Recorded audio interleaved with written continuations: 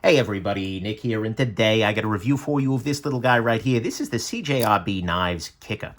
First off, though, in the name of full disclosure, this guy was sent to me directly from Artisan, well, CJRB. They are, by the way, Artisan and CJRB are the same company. This is just their budget brand.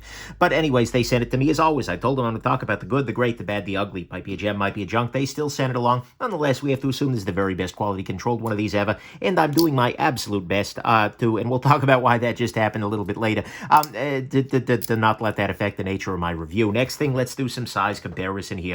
Here it is against the Ontario Rat number 2 in D2 steel. Here it is against the Spyderco Delica. And so we can see here, not a small knife. Here it is against the Spyderco PM2, which it has a very, very similar blade shape to, well, at least in terms of cutting edge, but is, yeah, about the same size as, I suppose. And then let's actually put it up against another CJRB knife, and probably my favorite knife from this company so far, and that is the Centros. So here is the CJRB Centros pocket knife. So anyways, there we go. Next thing, and actually before I go into the review itself, I want to highlight kind of the thing that's most different about this. The thing that put this guy on my table, so to speak, is actually this bit right up here. This is the Recoil Lock. This is a mechanism, or that's Artisan's name for a mechanism that they've got, and that is sort of at the same time both unique and very, very well known, right? What I would recommend that you do is you look at the disassembly, because that'll show you exactly what's going on here. But long story short, this lock functions identically to a conventional sliding bar style lock. Something like you would see in, for instance, the Benchmade 940, which I'm grabbing, or the, oh, come on now. Here we go. So here is a Benchmade, and you can see here, this is the axis lock, which is sort of the original in this this line, where you pull back on this guy, and that allows the blade to fold, or the whole version of it, the Able lock, on this Doug Ritter, this is Benchmade 940, Doug Ritter Mini RSK. But basically, the difference being that instead of having this bar exposed from the side, Artisan has this bar a little bit further back, and it is contained within this little carriage guy. You can see right here is the bar, and as I move this guy back, the bar slides away. And as the bar slides away, the blade can open. And similarly, when I'm opening the knife, the bar will slide back, and then there we go.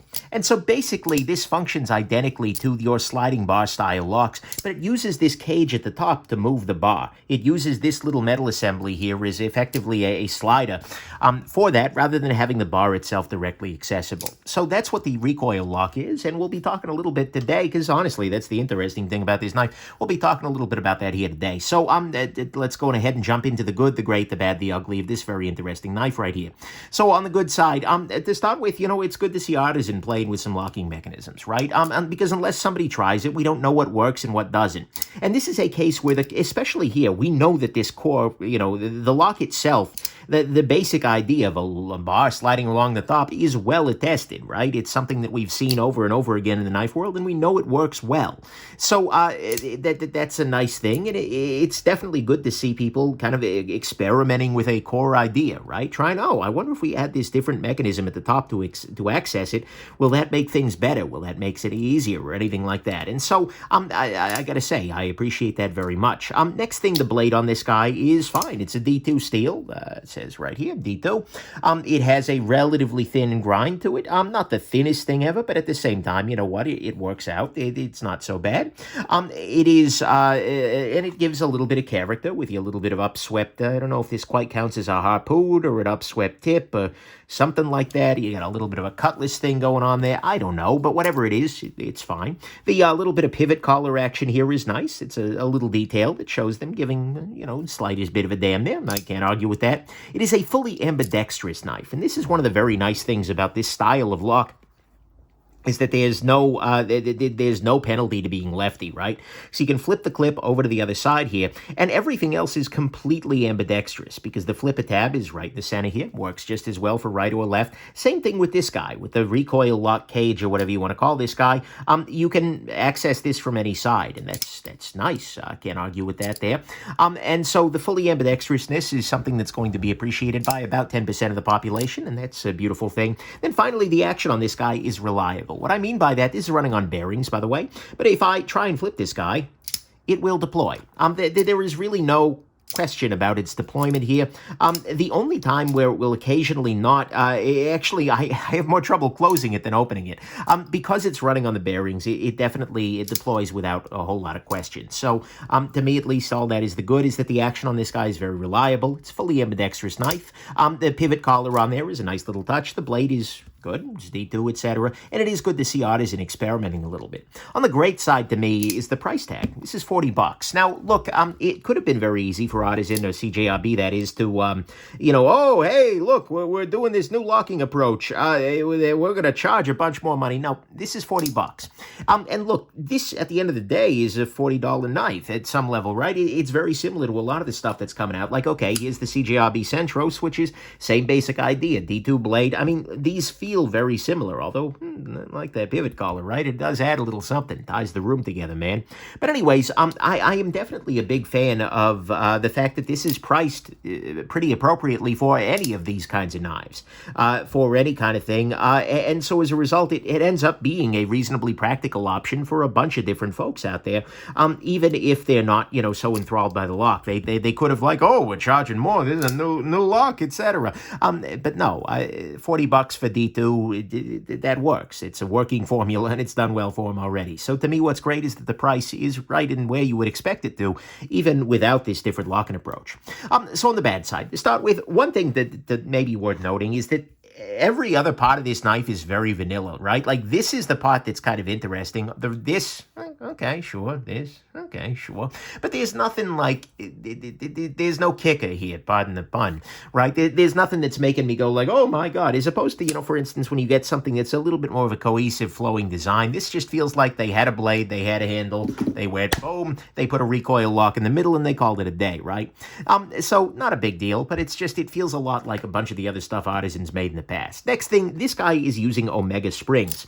What I mean by Omega springs is that they are the little springs that you tend to see in these sliding bar style locks that keep the bar pushed this way. Without that, the bar is not going to be pushed that way, and as a result, the knife is not going to want the lock.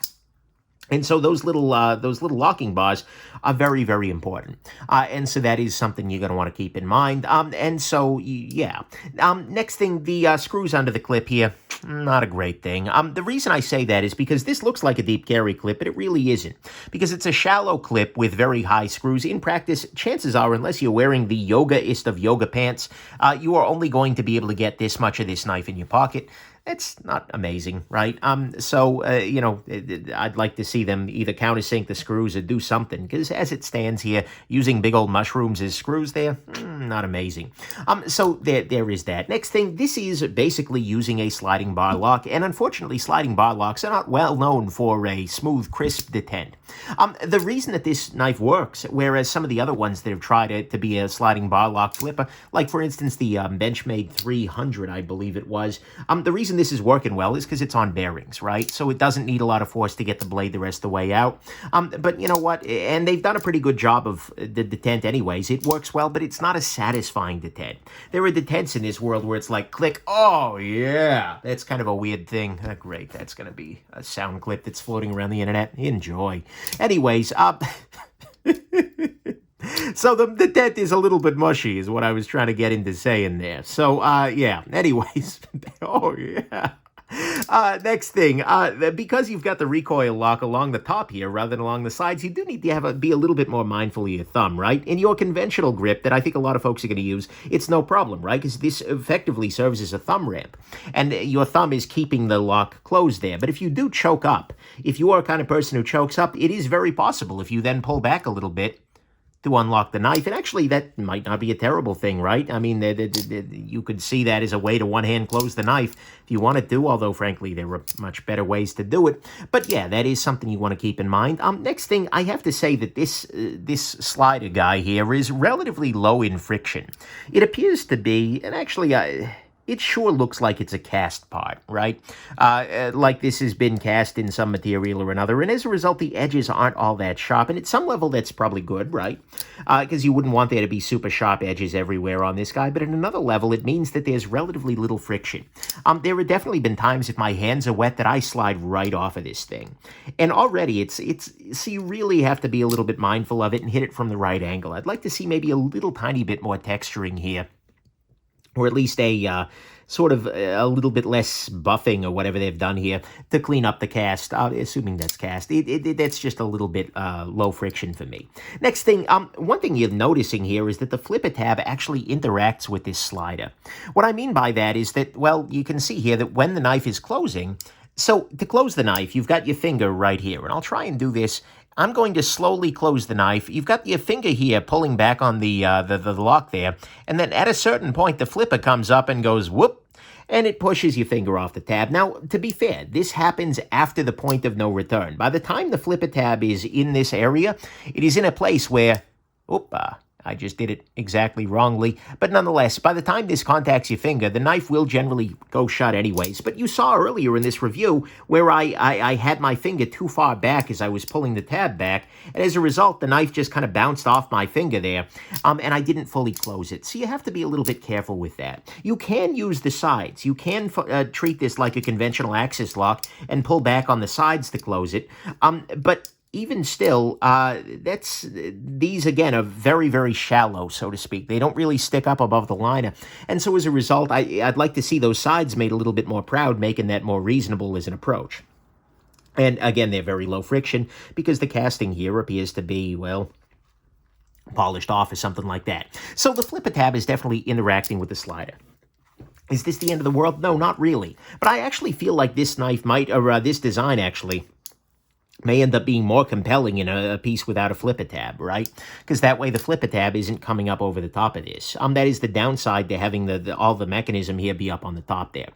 Then finally, on the bad side, the recoil lock itself is, like I said, it's a variation of a very well-known theme, but I'm not necessarily sure why I would choose this variation over either the conventional sort of approach or something a little bit more conventional still, like a back lock, liner lock, frame lock, although this does have the ambidextrous thing going for it. I mean, it's certainly, it works, and you know what, it's a lock, and I can see, especially if they improve like the friction here, make this a little bit more proud, they give you more options, I can see this being something that's, you know, an absolutely fine locking mechanism sort of approach. But at the end of the day, I'm not sure it's one I would seek out either. It's shown me that there aren't major weaknesses to it, especially with that additional friction here, and maybe in a non-flipper format. But it's not shown me that there's like, oh my God, look at this. This is so much better. It's different, but it doesn't give me a compelling reason why it needs to be a thing, right? So at the end of the day, look, if you like it, if there's a reason, and if you've come up with a reason from carrying this guy, why like a compelling advantage, I'd love to hear about it. But for me, at the moment, it's just kind of like, yeah, that's new, it's different, all right, sure, whatever. And so that's not a really strong, like, oh my God, yes, I need this new mechanism sort of approach. So, you know, it's good that they're experimenting, but I'm not feeling like it's, yeah, it's not like an, oh my God, yes, please, sort of thing. So on the bad side, like I said, it's a little bit different, but I'm not sure it's necessarily better. The flipper tab does interact with the slider here. This slider needs a little bit more friction to it. You should be mindful of where your thumb is going if you're in a saber grip style thing, so that you don't accidentally unlock things. The detent on this guy is a little bit mushy. It is using screws under the clip that are a little bit big. It relies on Omega springs, which do have the tendency to fail, although to be fair, I've not had them fail from Artisan. Maybe their springs are better than some, but that is a weakness of this kind of a lock design. And then the design itself of the knife is relatively vanilla, with the exception of that lock. There's nothing really ugly here, so let's go to the final conclusion, and that is that this is a knife that is fine, right? It's got a nice blade, it's a fully ambidextrous design, it's got a reliable action, and a price on it that is low enough that the rest of those issues aren't really a big deal. And there are some issues using the Omega springs. It's got the clip, the thing. I mean, we talked about these things already. The slickness of this guy, the recoil lock being sort of, but it doesn't seem to offer all that much beyond the approach. I mean, honestly, the most important factor for this knife is the price, right? If this were a knife that was $80 on the strength of, oh my God, we've done something innovative, absolutely not. But the thing is, at the end of the day, it's a $40 flipper in D2 steel that works. This is a knife I could probably hand to somebody and they could be quite happy with it. Yeah, I don't see any particular real issues with it. But at the same time, so that means that, you know, for some people, this is going to be an interest just because, you know what, it's in the price point. And so it doesn't need to be that different or special to be a reasonable option. Is this the $40 knife that I would recommend as your one and only knife? Honestly, no, probably not. There are a bunch of $40 knives out there, even from Artisan, from CJRB. That is, you know, the Centros is probably, I would send you there instead. But honestly, so it's probably not your one and only sort of knife. But if you're curious about this new approach, if you're interested in design, or some other part of you gets some other part of this that is gets you going, then you know what, the price is low enough that you might not kick this guy out of the shopping cart. So there you go. Hope this has been interesting to you. Have an absolutely wonderful rest of your day. Bye now.